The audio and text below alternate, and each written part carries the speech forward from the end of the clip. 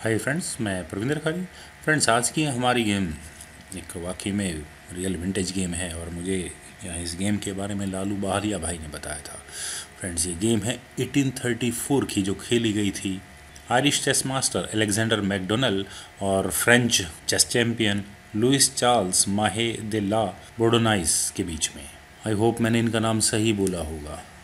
और फ्रेंड्स, यहाँ इस वीडियो को शुरू करने से पहले इस गेम के बारे में तो मैं सिर्फ एक ही बात कहूँगा कि क्या वाकई में चेस में ऐसा भी होता है। ऐसी आपको बहुत कम गेम्स देखने को मिलेंगी जहां ओपोनेंट के 3 पॉन एक साथ क्वीन बनने से बस एक कदम की दूरी पर हो। तो ये कुछ इसी तरह की गेम है। यहाँ गेम की शुरुआत की अलेक्जेंडर ने E4 के साथ, तो चार्ल्स ने यहाँ रिप्लाई दिया सिसिलियन डिफेंस से C5, then knight F3, knight C6, D4, C takes D4, knight takes D4, then E5, knight पर अटैक, तो knight takes C6, B takes C6, bishop C4, then knight F6, bishop G5, knight को यहाँ pin किया तो bishop E7, then queen E2, तो D5 bishop पर attack, bishop takes F6, bishop takes F6, और इसके बाद यहाँ वाइट ने अपने बिशप को B3 स्क्वायर पर प्लेस किया। ब्लैक कैसल्स, अलेक्जेंडर ने भी यहाँ कैसल किया, देन A5। और अब यहाँ इस A5 मूव के बाद ब्लैक के पास दो ऑप्शंस हैं। पहली ऑप्शन है कि वो इस A पॉन को आगे पुश करे और इस बिशप पर ट्रैप सेट करे, और साथ ही साथ ब्लैक की दूसरी ऑप्शन है कि वो अपने बिशप को A6 स्क्वायर पर ले जाकर क्वीन और उसके बाद रुक पर अटैक बनाए। तो अब वाइट को यहाँ क्या करना चाहिए था? मेरे ख्याल से वाइट के लिए बेस्ट मूव था रुक D1, क्योंकि अब अगर यहाँ से ब्लैक इस A पॉन को भी आप आगे पुश करे बिशप पर अटैक बनाने के लिए, तो बिशप C4, वाइट यहाँ इस D5 पॉन के पिन होने का पूरा फ़ायदा उठा सकता है। तो अब यहाँ ब्लैक क्या करेगा? Rook A5, then E takes D5, C takes D5, और इसके बाद यहाँ बड़े ही आराम से वाइट के पास कुछ काउंटर प्ले होगा इस बिशप को बचाने के लिए। लेकिन अभी यहाँ पहले वाइट ने किया E टेक्स D5, और फ्रेंड्स, क्या अब यहाँ ब्लैक अपने बिशप को A6 स्क्वायर पर लेकर जा सकता है? अगर यहाँ ब्लैक ऐसा करे तो उसके बाद C4, और यहाँ इस सिचुएशन को वाइट इजीली मैनेज कर सकता था। और इस गेम को अगर हम आगे भी बढ़ाएं तो C टेक्स D5, देन उसके बाद वाइट यहाँ अपने रुक को D5 में लाकर इस पॉन को दोबारा पिन कर सकता है। लेकिन यहाँ इस पोजीशन से चार्ल्स ने किया था C टेक्स D5, देन रुक D1, वही स्ट्रेटजी जिसको मैं काफ़ी देर से डिस्कस कर रहा हूँ, तो D4। और फ्रेंड्स, क्या अब यहाँ वाइट अपने C पॉन को आगे पुश कर सकता है C3 स्क्वायर पर और इस पिन पॉन का फ़ायदा कुछ उठा सकता है?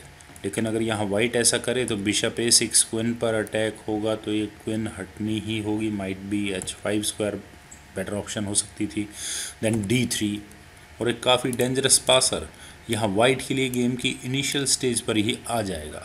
लेकिन यहाँ वाइट ने किया था C4, still there is good passer here, तो queen B6, then bishop C2, bishop B7, knight D2, rook at A goes to E8, then knight E4, attacking this bishop, then bishop D8, C5, queen पर attack, तो ये queen C6 square पर, और अब यहाँ black ने इस night को पिन कर दिया है, तो F3, then bishop E7, C5 pawn पर अटैक, तो rook at A goes to C1, और वाइट भी यहाँ इस C5 पॉन को इतने आराम से नहीं छोड़ेगा।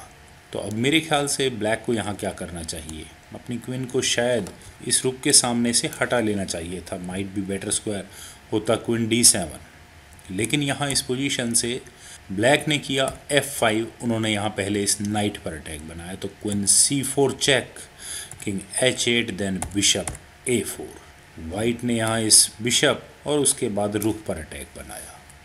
लेकिन फ्रेंड्स, मेरे ख्याल से अगर यहाँ वाइट अपने इस नाइट को मूव कर ले या बचा ले D6 स्क्वायर, और might be some other option, और अगर यहाँ से गेम आगे बढ़े तो bishop takes D6, then bishop A4, white यहाँ क्वीन और उसके बाद रुक पर अटैक बना सकता है, लेकिन queen takes C5, queen takes C5, bishop takes C5, rook takes C5, then रुक E7 और somewhere else.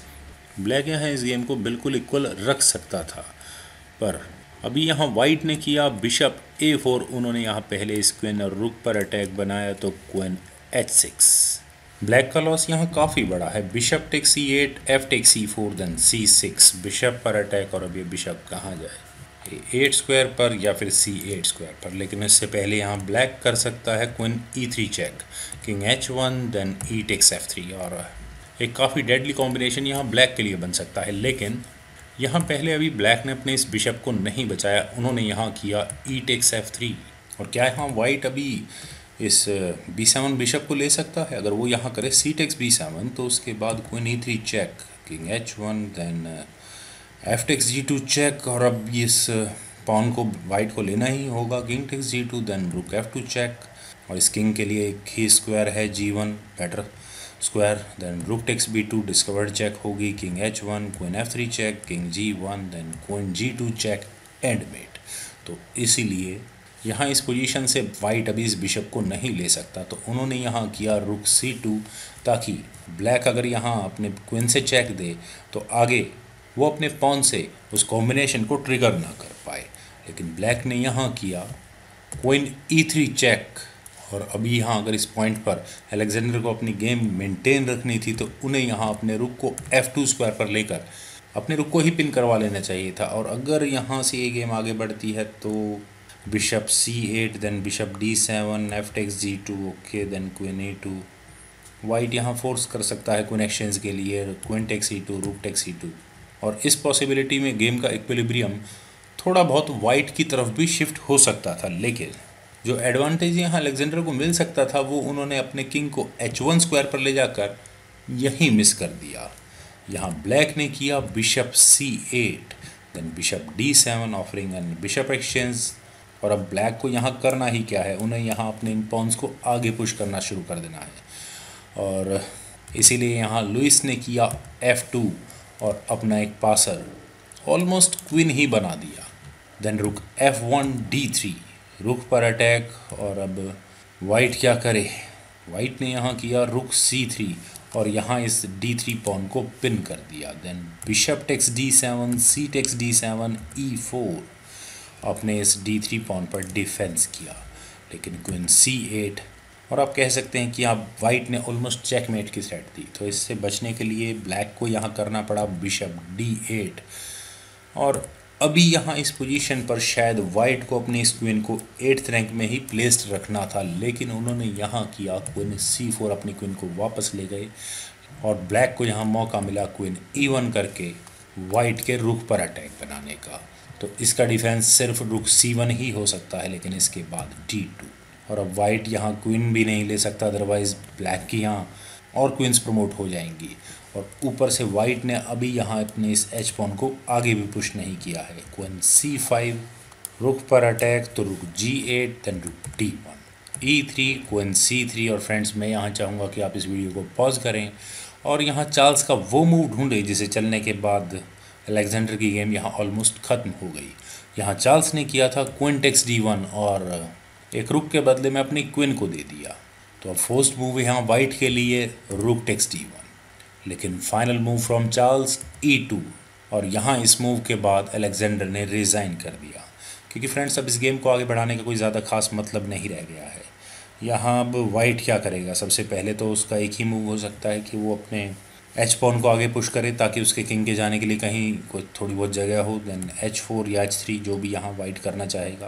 Then E takes D1 equals queen check और किंग H2, और अब इन दो एक्स्ट्रा पीसेस के साथ ब्लैक इस गेम को अपने हाथ से नहीं निकलने देगा, और इस गेम को खेलना वाइट के लिए एक बहुत बड़ा मेंटल टॉर्चर होने वाला है।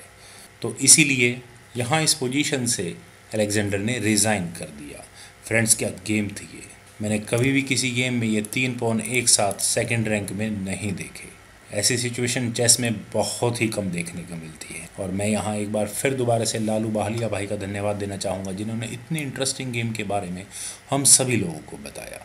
सो होपफुली फ्रेंड्स, आपको ये वीडियो पसंद आई होगी। आप इस वीडियो को लाइक करें, शेयर करें, और मेरे इस यूट्यूब चैनल चेस गुरु को सब्सक्राइब करें, और आपके कमेंट्स का मुझे बेहद इंतजार रहेगा। Thank you for watching and bye for now.